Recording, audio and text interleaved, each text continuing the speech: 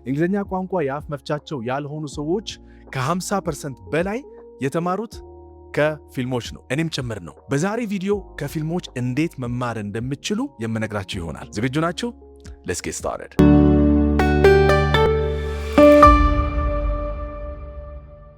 Alright guys, before we start, if you consider yourself a beginner, ጀማሪ ሆናችሁ ብላችሁ ራሳችሁን የምታስቡ ከሆነ ምንም ፋውንዴሽን ምንም መሰረት የለኝም ብላችሁ የምታስቡ ከሆነ ያዘጋጀላችሁ የኦንላይን ኮርስ አለ። የትም ሆናችሁ ኢትዮጵያ ውስጥ ውጭ ሀገርም የትም ቦታ ብትሆኑ መማር የምትችሉት የኦንላይን ኮርስ አለ። የት እናገኘዋለን ካላችሁኝ www.speaktoreach.et ላይ ስትገቡ የጀማሪ ኮርስ የሚል አለ። እሱ ላይ ስትገቡ የ8 ሰዓት ኮርስ ነው። በደንብ ፋውንዴሽን ወይም መሰረት ያስይዛችኋል። got it? Okay. ወደ ዋናው ትምህርታችን እንመለስ። Now, we have steps. አሁን እዚህ ጋር ስቴፖች አሉ ወይም ደግሞ ምጃዎች አሉ። You should consider those steps if you want to learn from movies. እነዚህን ስቴፖች ስትወስዱ ከፊልሞች እንዴት መማር እንዳለባችሁ ትረዳላችሁ ማለት ነው። ቅድም በነገርኳችሁ መሰረት እኔም ያለፍኩበት ነው። አብዛኛው ሰው ደግሞ በተለይ አስተማሪ ወይም ደግሞ ትምህርት ቤት በሌለበት ሰዓት ላይ ራሳቸውን ያስተማሩ ሰዎች በዚህ መልኩ ነው የሚያስተምሩት። ወይ በሙቪ ነው ወይም በፊልሞች አሊያም ደግሞ በሙዚቃዎች ይማራሉ ማለት ነው። ሰው በዛሬ ቪዲዮ የምነግራችሁ እኔ እነዚህን ስቴፖች በቅደም ተከተል መሄድ ያለባችሁ ነገር አለ። ስለዚህ አንዱን ስቴፕ ሚስ እንዳታደርጉ በደንብ ተከታተሉኝ ማለት ነው። የመጀመሪያው ስቴፕ ምን ማየት እንዳለባችሁ መለየት አለባችሁ። ምን ማለት ነው? እናንተ የምትመለከቱት የፊልም አይነት የማይመቻችሁ ከሆነ ኢንትረስት አይኖራችሁም ማለት ነው። ፍላጎት አይኖራችሁም። ስለዚህ የምትወዱት የሚመቻችሁ የሚያዝናናችሁ ነገር መሆን አለበት። ምክንያቱም ፊልም ሲጀመር የምንመለከተው ለመዝናናት ነው አብዛኛው ጊዜ የምንመለከተው። ስለዚህ የሚያዝናናችሁ ነገር ካልሆነ ጊዜያችሁን ያባከናችሁ ነው ማለት ነው። መጀመሪያ ምረጡ። የትኛውን አይነት ፊልም መመልከት ትፈልጋላችሁ? ኮሜዲ ነው? ሮምኮም ነው? አክሽን ነው? ሆረር ነው? ምንም አይነት የፊልም አይነት መርጣችሁ በዛ መሰረት ትሄዳላችሁ። አንድ እሱ። ሁለተኛው እዚሁ ስቴፕ ላይ ማለት ነው የሚመቻችሁ የአክተር ወይም አክትረስ መምረጥ አለባችሁ። የምትወዷቸውን ተዋናዮች መምረጥ አለባችሁ። ለምን? አሁንም በዛ ፊልም ላይ የምትወዱት ተዋናይ ሲሆን ነው ለመመልከትም ፍላጎቱ የሚኖራችሁ። ይሄን አደረጋችሁ ማለት ይሄን አንደኛው ስቴፕ ጨረሰን ማለት። ሁለተኛው ስቴፕ ላይ ግን ትንሽ ስራ አለው። የመጀመሪያው ስቴፕ ምንድነው? ፊልሙ የ1 ሰዓትም ይሁን የ2 ሰዓትም ይሁን ምንም ይሁን ረጅም ፊልም ሊሆን ይችላል። ያንን ፊልም ሙሉ በሙሉ ትመለከታላችሁ። የመጀመሪያው እይታ ግን የሚሆነው ምንድነው? ለመረዳት አይደለም። አደራችሁ ሰብታይትል አያስፈልግም። ሰብታይትልም መጠቀም አያስፈልግም። ሰብታይትል በተለይ ካለ ሪሙቭ ማድረግ አለባችሁ ወይም ማንሳት አለባችሁ። ለምን ሰብታይትሉ እንዲሆን አልፈልግም እኔ። ሰብታይትል ሲኖር ትኩረታችሁ ሰብታይትል ላይ ስለሚሆን ነው። አሁን ዋናው እይታ ምንድነው? የመጀመሪያው እይታ የምትመለከቱት ለማዳመጥ ብቻ ነው። ፓሲቭ ሊስኒንግ ይባላል። ወይም ዝም ብላችሁ እንድታዳምጡ ነው የምፈልገው። ታዲያ የምታዳምጡበት ጊዜ ላይ በዚሁ ስቴፕ ላይ የምታደርጉት ምንድነው? የተመቻችሁ ሲን ሊኖር ይችላል። 1 2 3 ሲኖች 4 ሲኖች ሊኖሩ ይችላሉ።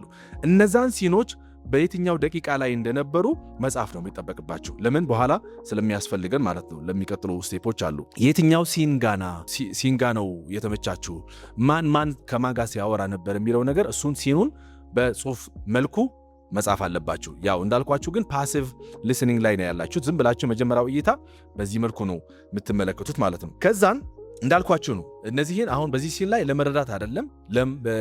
ፊልሙ ስለምን እንደሆነ ወይም ምን እያሉ እንደሆነ የሚለው ሐሳብ አይደለም። እዚህ ላይ ትኩረታችን ዝም ብላችሁ ማዳመጥ እና ማየት ማለት ነው። እሱን ሲን ከጨረሳችሁ በኋላ ኦፍ ኮርስ በአንድ ቀን ሁሉም እንደዚህ ስቴፖችን ማድረግ ትንሽ ከበድ ስለሚል ይሄ ለምሳሌ መጀመሪያው ቀን ሊሆን ይችላል። ከአንድ 2 ቀን በኋላ ምናምን ብላችሁ ደግሞ ሶስተኛው ስቴፕ ልታደርጉ ትችላላችሁ። ሶስተኛው ስቴፕ ምን ይላል መሰላችሁ? አሁንም ለሁለተኛ ጊዜ ትመለከታላችሁ ፊልሙን ማለት ነው። ሁለተኛ ጊዜ ስትመለከቱ ግን ሙሉ ሐሳቡን ስለ ፊልሙ ማለት ነው የተጻፈውን ወይም የተሰራውን ፊልሙ ሙሉ ሐሳቡን ስለምን እንደሆነ ፊልሙን ከተመለከታችሁ በኋላ ማለት ነው ስለምን እንደሆነ በእንግሊዘኛ ለመጻፍ መሞከር ይጠበቅባቸዋል። ማለትም ልክ ሲጀምሩ እነዚህ አይነት ፍሬዞችን መጠቀም ትችላላችሁ። The movie is about a guy ብላችሁ የአንድ ሰውን ታሪክ የሚገልጽ ከሆነ the movie is about ብላችሁ ነው የሚጀምሩት። በዚህ ሐረግ ነው የሚጀምሩት። the movie is about ከዛ በኋላ ተቀጥላላችሁ ስለምን እንደሆነ። For example, the movie is about a guy who had gone through difficult situations in life and then ብሎ ሊቀጥል ይችላል ታሪኩ ማለት ነው። እናንተም የተመለከታችሁትን ፊልም ስለምን እያወራ በጠቅላላ በደፈናው ካያችሁት በኋላ ስለምን እንዳወራ ባጭር ፓራግራፍ መጽሐፍ ይጠበቅባቸዋል። ፊልሙ ስለዚህ ጉዳይ ነው፣ እንደዚህ ያጋጠመው ሰው ነው፣ ከዛ በኋላ እንደዚህ ያረገ ሰው ነው እና ጠቅለል ያለ ሐሳብ በእንግሊዝኛ መጽሐፍ ይጠበቅባቸዋል። እንዴት መጽሐፍ እንዳለባቸው እንደነገርኳችሁ በመጀመሪያው ሐረግ ጀምራችሁ ከዛ በኋላ ማስቀጠል አለባችሁ። ከከበዳችሁስ ምን ታደርጋላችሁ? የፊልም ታይትሉን ይዛችሁ ወደ ጀሚናይ ወይም ደግሞ ወደ ቻትጂፒቲ ገብታችሁ ስታስገቡለት ይሄ ፊልም ስለምንድን ነው በአጭሩ አስረዳኝ ብላችሁ ብትጽፉለት አሁንም በአጭር ፓራግራፍ ሊያስረዳችሁ ይችላል። ይሄ ምን ይጠቅማችኋል? አንዴ ፊልሙን ኮንቴክስቱን ትረዳላችሁ ማለት ነው። ኮንቴክስቱን ስትረዱ ስለ አንድ ሐሳብ ማብራራት ስትፈልጉ እንዴት ማብራራት እንደምትችሉ በዚሁ ትማራላችሁ ማለት ነው። አንድ ሐሳብ አለ፣ አንድ ጉዳይ አለ። ያን ጉዳይ ለማብራራት ስትፈልጉ ተነስታችሁ እንዴት ማብራራት እንደምትችሉ በአጭር ሐሳብ በዚህ መልኩ መረዳት ትችላላችሁ ማለት ነው። ከዛ ውስጥ የምታገኟቸው ሐረጎች ስላሉ ማለት ነው። ይሄ ስንተኛው ስቴፕ ነው? ሶስተኛው ስቴፕ ነው። ይሄን ሶስተኛው ስቴፕ ከጨረሳችሁ በኋላ ወደ አራተኛው ስቴፕ ላይ ስንመጣ ትክክለኛውን ያልተረዳችኋቸው ነጥቦች አሉ። አሁን በዚህ ስቴፕ ላይ የምታደርጉት ምንድን ነው? ፊልሙን አሁንም ሶስተኛ ጊዜ ማየት ካለባችሁ ታያላችሁ ማለት ነው። በዚህ ጊዜ ላይ ግን ስትመለከቱ ምን ታደርጋላችሁ? ያልተረዳችሁት ነጥብ ካለ መጻፍ፣ ያልተረዳችሁት ሐሳብ ካለ መጻፍ። በተጨማሪም ደግሞ ሰብታይትል ክፍት ማድረግ አለባችሁ በዚህ ሶስተኛ ጊዜ ስትመለከቱ ማለት ነው። የአራተኛው ስቴፕ ነው፣ ግን ለሶስተኛ ጊዜ ነው ፊልም የምትመለከቱት። ሶስተኛ ጊዜ ላይ ስትመለከቱ ሰብታይትል መጻፋችሁ እንዲሰራ ማድረግ አለባችሁ።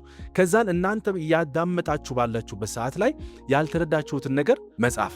ታዲያ ስትጽፉ ሰብታይትሉና እነሱ ያሉትን ነገር ምን ይመስላል? ይመሳሰላል ወይ? እርግጠኛ ሆኜ የምነግራችሁ አይመሳሰልም። አብዛኛው ጊዜ ፈጠን ብሎ ስለሚያወሩ ማለት ነው። ስለዚህ ሰብታይትሉ ግን ተንትኖ ስለሚጽፈው ሰብታይትሉና እነሱ ያሉትን ነገር ጎን ለጎን መጻፍ ማለት ነው። ሰብታይትሉና እነሱ ያሉትን ነገር ጎን ለጎን ለመጻፍ ነው። ታዲያ አደራችሁን ሰብታይትል ስታደርጉ በሌላ ቋንቋ ሰብታይትል እንዳታደርጉ። ለምሳሌ ሌላ ቋንቋ መርጣችሁ እንዳታደርጉ፣ በራሱ በእንግሊዝኛውን በማድረግ አለባችሁ ማለት ነው። ሰው እንግሊዝኛውን ሰብታይትል ራሱ በእንግሊዝኛ ይሆናል።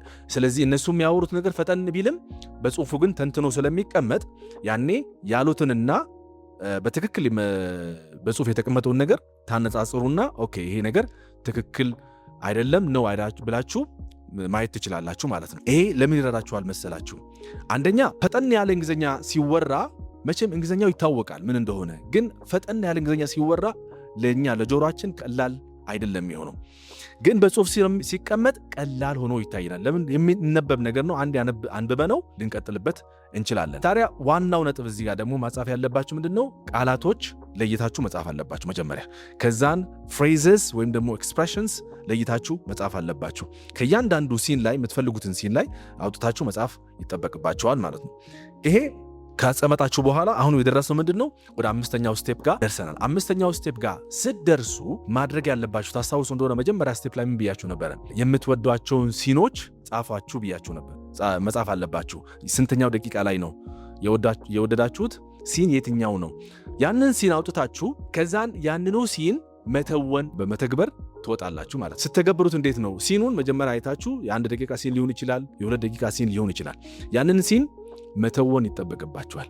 መተወን ሲባል ልክ እነሱ እንደተወኑት እናንተም ተነስታችሁ በመስታወት ፊት ለፊት መተወን ይጠበቅባችኋል።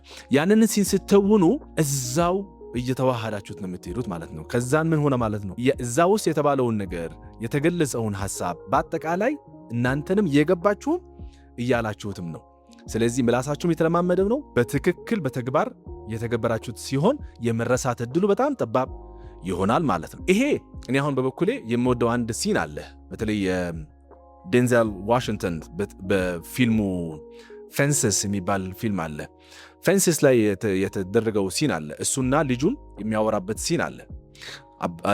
ልጁን አባቱን ሲጠይቀው አትወደኝም ወይም ደግሞ you don't like me ያለው እና who said that I got to like you ብሎ የመለሰበት ማለት ነው። እኔ መውደድ ያለብኝ ግዴታ አለብኝ ብሎ ያለ ሰው ማን ነው ብሎ ያወራበት ሲን በጣም ይመቸኛል። እሱን አንዳንድ ጊዜ አክት ማድረግበት ጊዜ ይኖራል።